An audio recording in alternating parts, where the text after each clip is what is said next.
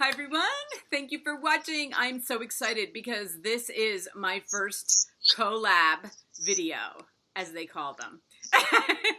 and and you know what? And Johnny found me because he watched one of my videos with Justin Perry, and he has a YouTube channel. And I'm gonna let Johnny tell us about his YouTube channel, and then we're gonna talk things that we like to talk about. So go ahead, Johnny. Well, thank you so much, Michelle. You come from a background that I can tell that you're very what's it? You like to help promote your people work in books, and we have talked about how that you love reading books. But my name is Johnny, and my YouTube channel is about Genesis. It's called Genesis Personal Transformation, and it's about books as we talk about, but it's more like personal development. But my YouTube channel is also geared to disrupt a industry, or I call it the law of attraction, because I see that so many people has been frustrated with the law of attraction. So I wanted to bring my perspective of how they can move forward. And some people don't like to hear it, but I must bring that solution to them because most people believe that it's about waiting for things to happen. But it's about believing that thing and then taking action. And when you take action, the universe will meet you there. Oh my gosh. Johnny, did you ever watch my videos with David Essel? You got to go back and watch them because he wrote a book, about that exact same thing, and he changed my mind because I found Esther Hicks way back, like, oh my God, almost 10 years ago, right?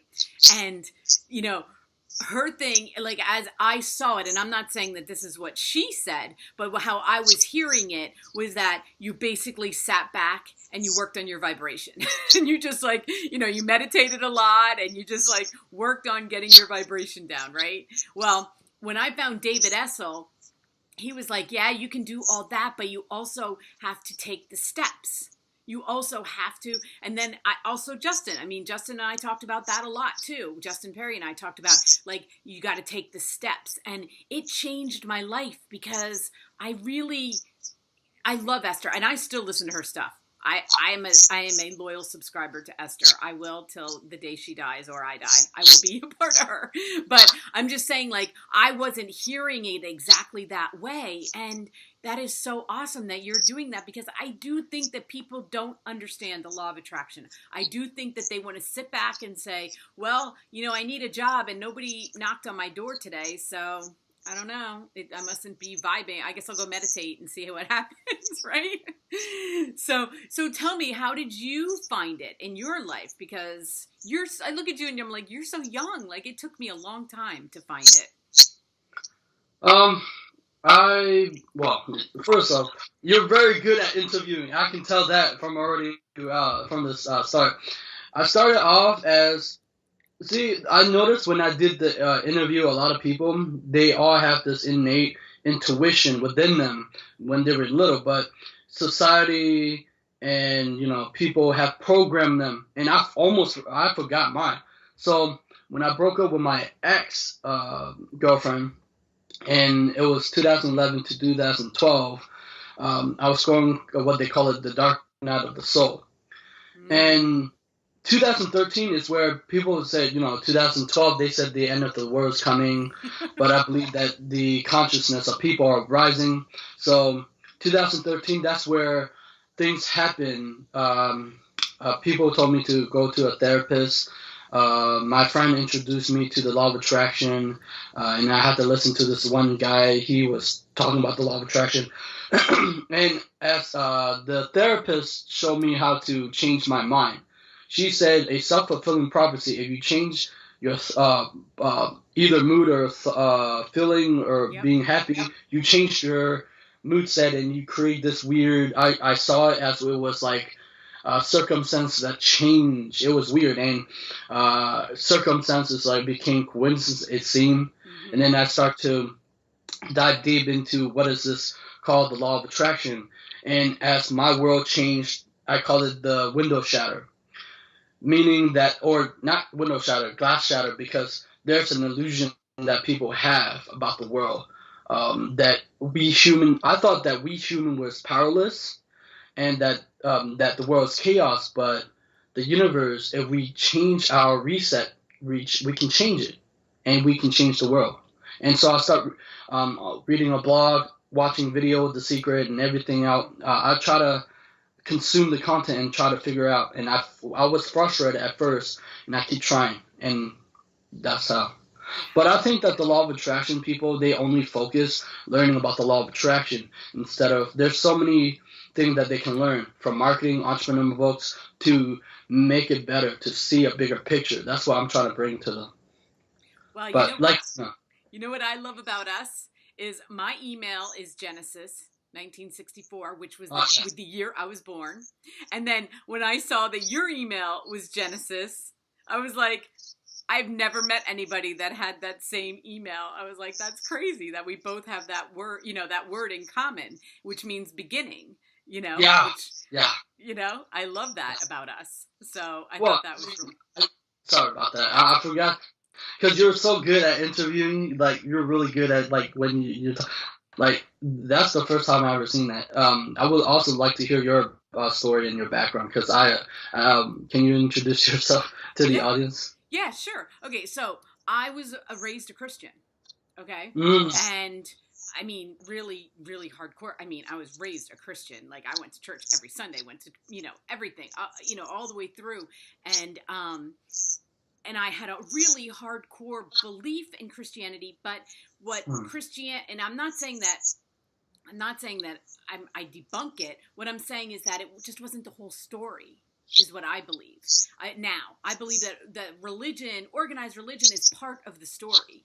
That there's other parts to the story. And so, I've raised my children Christian, but my life started in 2011. My mom was diagnosed with cancer, and she was dying, very quickly. And my brother introduced me to Esther Hicks, and he said, you need to listen to this. And as I was listening, I was like, she was talking about death and about how that wasn't there was no heaven and hell. Like, I started to become really concerned. Like, what if my mom goes to hell? Like, what is going on? Like, what if something happens to her, or, but I started listening to Esther, and I was like, wait, it's all good. Like, it's all okay. It's all going to be okay in the end. And it really came at a very important time where I couldn't even get to tell my mom because she was already, she couldn't communicate. But I was like, I so wanted to tell her, like, don't worry, it's all going to be okay. Like, you'll die and it's okay. And then there's another, and so Esther kind of helped me. At the same time that my mom died, Jerry Hicks died. Okay. They died in the same month. Okay. From cancer. Both of them died from cancer. So Esther was going through her thing as I was going through mine. And I was hearing her say, like, I've never felt closer to him than when he passed away. And I have had that same sensation with my mom. Like, I don't think that she ever left. I don't think it's a leaving. But then the rest of my life, I was like, okay, wait a second. This is all starting to make sense to me. The things that I believed were they were kind of like when you said the glass was shattering, it's like everything was falling away. Like, all that stuff that I thought about sin, that I thought, like, all that stuff I was raised with, I was like, wait, that makes no sense. It doesn't make sense. It doesn't make sense that God created us to come here and to see if we pass a test. Okay? And I couldn't buy into that anymore. Because I was like, you know what? I failed. How about we just go with I fail, and then I can just die now, because I'm never going to pass this test. And then when I realized that I left myself off the hook of the test, there's no test going on here, and it's all about this journey of finding and even working through law of attraction, because like you said, you start off with The Secret. I think everybody kind of did. That book came out, and I don't even know what year. I'm trying to think. Well, they said 2006. 2006. And Wayne Dyer. I love Wayne Dyer because he came out with those books too right after The Secret. Those were awesome.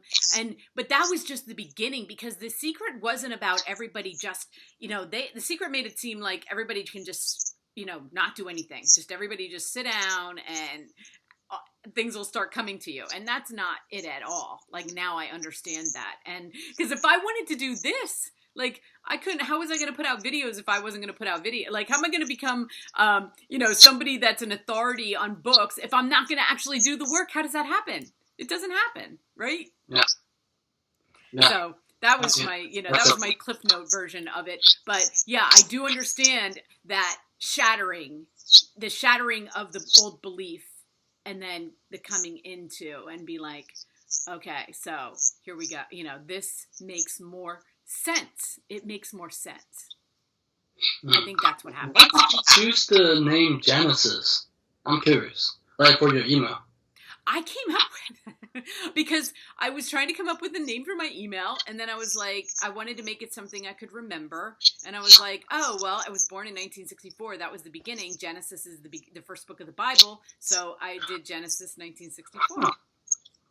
Yeah, I thought the same thing just because of my YouTube channel. I was like, Genesis, it was in the Bible, and it's like, oh, okay. I don't come from a background of Christian or Catholic. Mine is more Buddhism, but I dissociate myself with Buddhism because I think that when people... Now, The Secret and all the Law of Attraction, most people never took the time to actually go deep. It's actually a cult. It's occultism.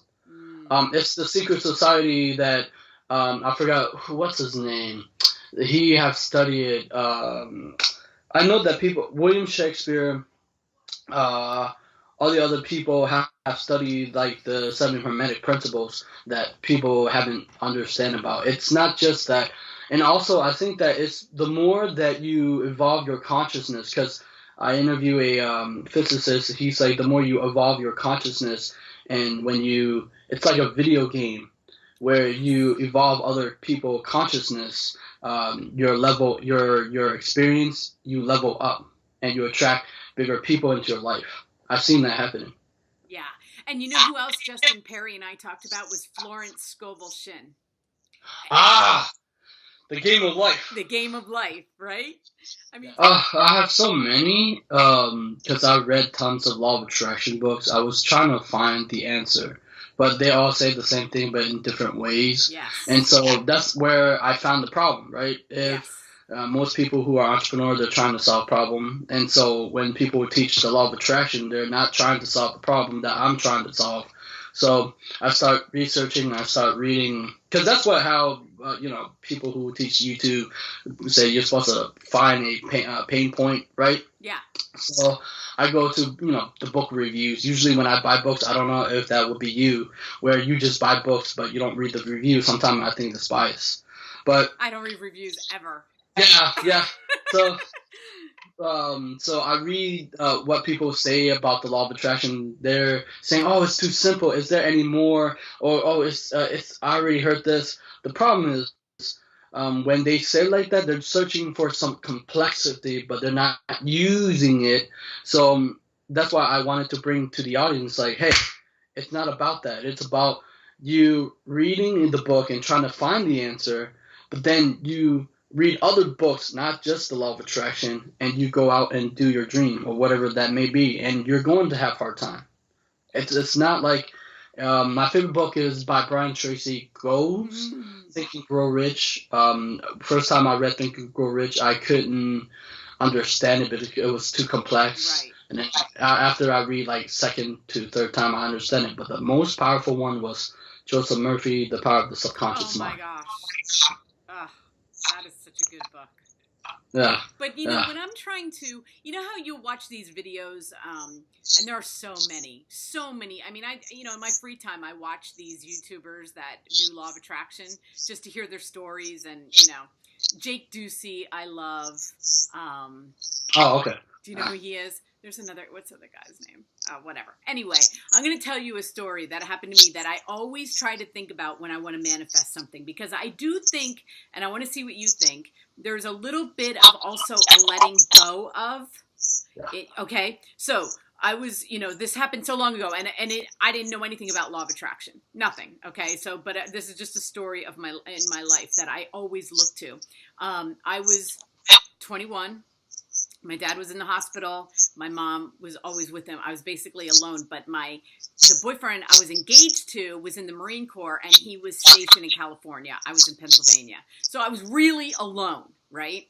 And there were no cell phones, okay? Like, we had to do landline, all right? So our communication cost a lot of money, like $500 a month or something. And it was not a good communication because I could never get to him.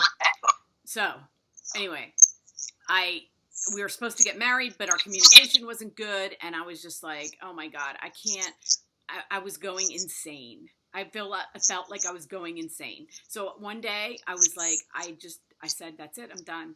I'm not calling him anymore.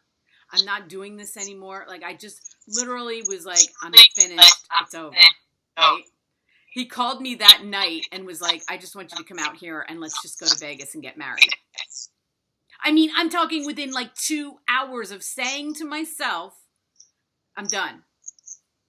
So what do you think that is? I feel like, so in my life, I feel like, well, if I could remember getting that sensation of, I'm not trying so hard anymore, right? Because in the trying, there's resistance, right?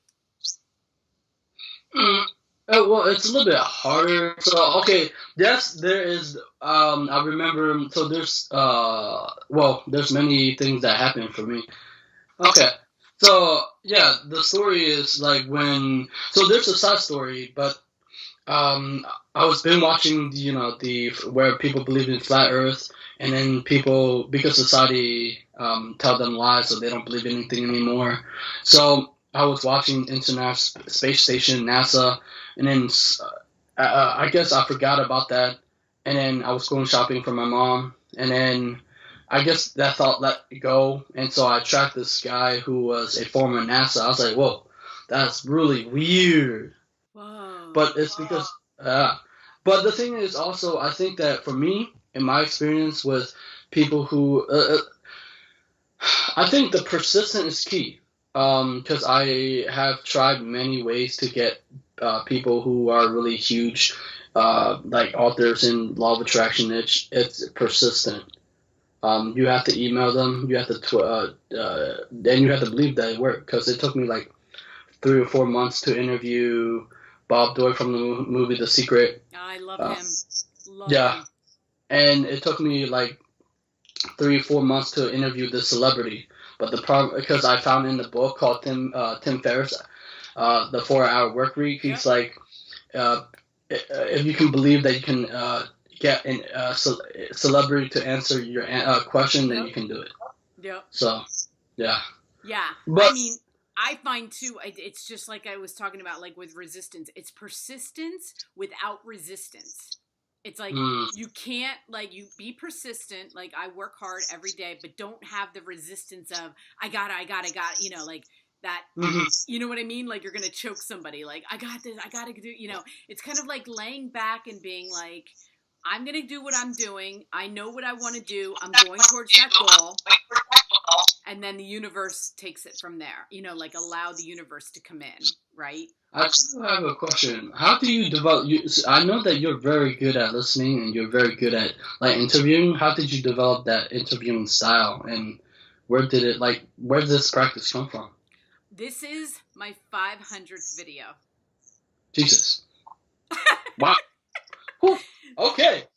That's how, because you know what? I heard somebody say, what is that 10,000 hour mastery thing? You just keep doing it. I look back onto my old one. Johnny, don't watch my old videos. Like, even the one with Justin Perry, I like cringe because like I just kept doing it and doing it and doing it. And like, I don't know. And until it became comfortable. And I can see in my videos, like, as I was getting more comfortable. But then I started getting distracted by how I looked. Because I was like, oh, too much makeup. Oh, not enough makeup. Oh, you look horrible today. So I started, like, distancing the camera back a little bit. Like, that's another thing is, like, being comfortable and knowing, like, I can't really see myself right now, but I know that I'm far enough away from the camera because, we're women. We like, you don't care. Like, I care how I look. Like, if I don't look good, I'm like, oh, I cringe. But anyway, just keep doing it. What make you, like, really love books? Because you, like, when you talk about books, you really light up. Like, you said you read, like, where did it start? Where did it begin? Oh, my gosh. When I was little... Are you getting reverb? Are you getting a reverb when I talk? No. Yeah. Okay. Yeah. All right, that sounds better. Okay, when I was little, I used to read all the time. And, not to take this to like a very dark place, but I was really abused as a child. But books, I could read a book and I could go somewhere else in a book. And so, I would actually get anxious if I didn't have another book to start when that book ended. And that was back in the days where I didn't have money. Like, I'd have to go to the library and make sure that I had enough books, And then that's what I did. I just read and read and read. And then I had 6 children and I homeschooled my children. And I did it all with books. I homeschooled them only using books. I did math, but then every other subject I used books. So, and then I started doing this, and it just grew. What make you want to interview, like, helping other people promote their books? Or what drives you to do that? Like, Oprah. Because she used to, when the kids were little, I would watch her and she would interview one author a month. Well, I read books all the time and I was like, there are so many more authors out there. That is so not fair. Like, she only interviewed, and she really to this day hasn't interviewed very many authors. And like I said, you are my 500th video. You're not an author, but 499 of them were. So it's like, I interview authors that write books, and I talk about the same thing that she did.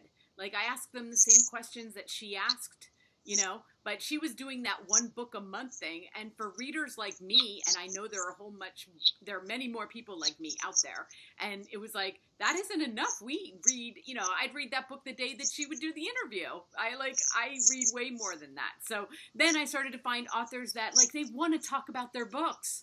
I want to hear it, and I want to ask them the questions, and they want to talk because they love their books so much. And, so I feel like we have a connection because I get to see them be so excited, and then they get to see me be so excited about their books. So.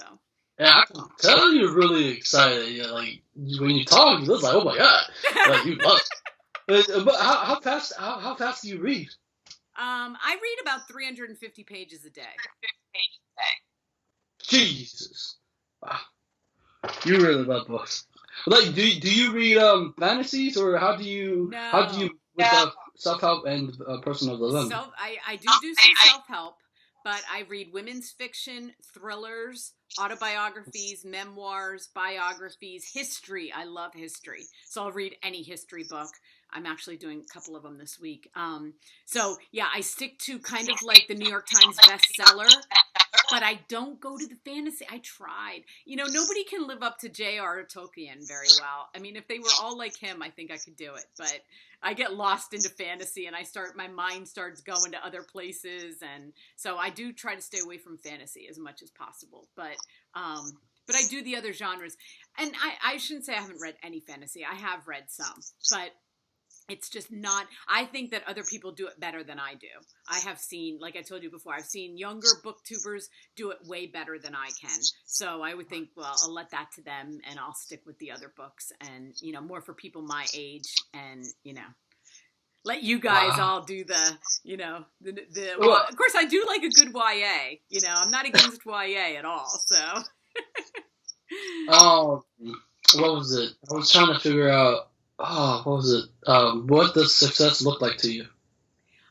Okay, are you ready?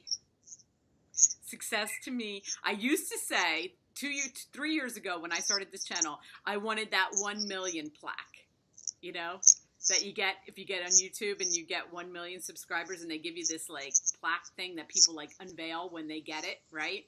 But now so many people have it, so I'm like, well, maybe I want 5. Maybe I don't know.